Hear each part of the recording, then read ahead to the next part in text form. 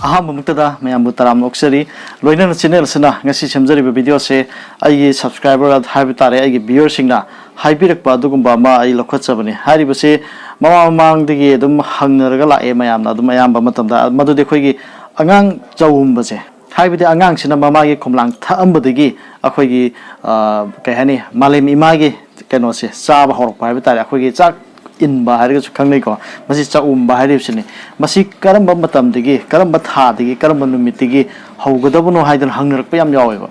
Habide Akogi, Mama Pasina, Panji Tana Boda, Paraktaban Kangde Lamdang, Paraktaban Kangde Mapalam, the labor, so Mam Yauritana, Duna, Hogi Chanabidi Toning by Habitare, to Kamina, Taugunica Mamatam, the Hogan Abasi, Masi. Yam hunger proportion of Masoba. Hadra Masi Lokasavni.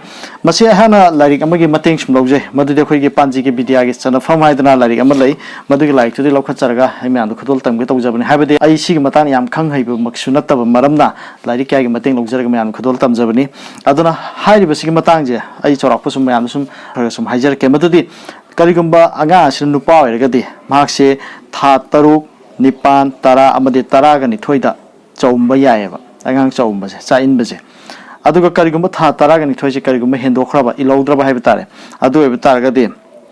Ishoda Karigumba Posakama, Wakongba, Habitare Karigum Kat Pakopa Habani, Masi Tauxaraga, Katsabiga, Chak-Umba Toram Pangtopa Yai Habaneva, Sumaina. Aduga Karigumba Angas in the Piwerba, the Piwergadi, Masai Nupana Tatarune, Nipane. Tatarane, Tataragani toy, Angan gets a himatanico, she or Pumatam the Habani, Pantopia said on the Purgati, Tamanga, Tatare, Tamapan, Tataragamatoy, she does Chak-Umba Gadaban Hydana, Bibirame.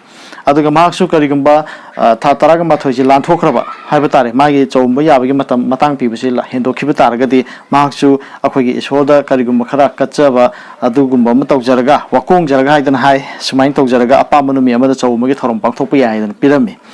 Maramasina, Haibase, Aquina, Karigumba, Hendokiba, Natragana, Karigumba, Magi Canosi, Hendokita, Gadicamina, Karinumita, Karita, the Pantoka, the Gabama, question of Laeva, Mutim Matana, Manum Tanzage, Angangi Chak-Umba, Kogi, Maki Mapok, Numit, Adi Mapok Rasi, Tavanu Missinja, Masigin missing, Amadi, Mapoke Tawam Sak Tavanumita, Chak-Umba, Bang, the Hidden P.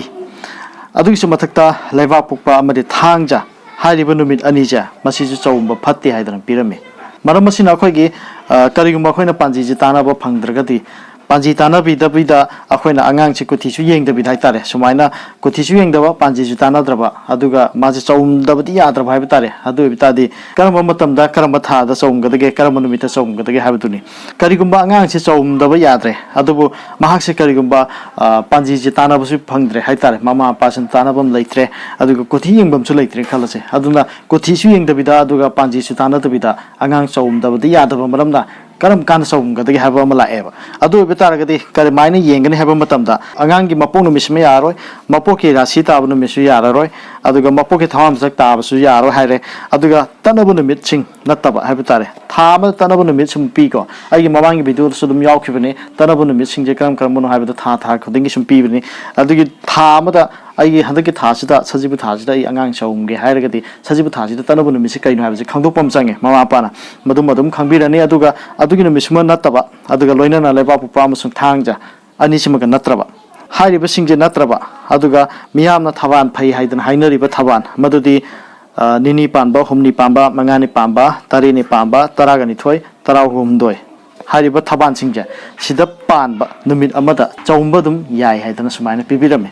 Masina Yam Kangai than Hijaba Mutina Sade, I know like Kimatin Lorgami and Kudol Tamzabani, Adona Angang Chak-Umba Hitaragadi, Hoziki Panji, Natrokoti Yeng the Vida, Chak-Umba Yadaba, Tangai for the Valeragadi, Hoziki Tanabunumit, Hamagi Tanabunumit, Kango Pirania doing Mitumanataba, Angangi Mapono Minataba, Angangi Rasiginumit Nataba Habitare, Aduga Tom Sang Tabunumit Hydana Masulari, Shishunataba Habitare, Aduga Quigla Pupa Tanga, Masimaganataba, Aduga Tavan Pay than Hinariba, Nini Pamba, Humni Pamba, Mangani Pamba, Tarini Pamba, Taragani Toy, Musum Taragum Doi, Sigumba Taban Sinja, Masidadum, Chak-Umba Yai Hydana Sumain Pibiram.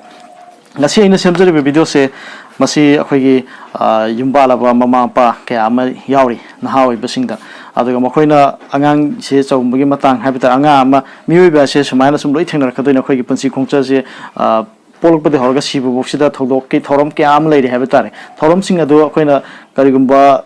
ahal laibani khangde laitabani khangde natra khangdabani khangde karugum khradagi siguma matang khangdaba mayam yawe nahawi basingna haibitare nahawi ba yum palaba singna haibitare aduna mokhogi masale pamatamda sigi chawmai matang la pamatamda haibitare karamba numina faduni karamba thana faduni haibise khangdaba kyam yawe aduna igi video kya rasu comment adum pirakhibani aduna ngasiga isi lokhotchabani haidar me anda haijari ngasi video yung biriba channel naw sing channel sina haninga leitana thagar phongdoksari loina na matung tarapadasu channel sina mayam gidamukta kanaba adugum haibitare akhoi punsida thengnar kadoba natraga punsigi oiba maru oiba khangde adaba karigum khara adum haibitare maruina yumbalongi manung chanma kya am so idum semdona laksabani matung tarapadasu adugum kya am adum thorang tawrga leijari haidar me anda haijari ngasi goinadi matang swaida video solution jarage kanglifai mana yaifare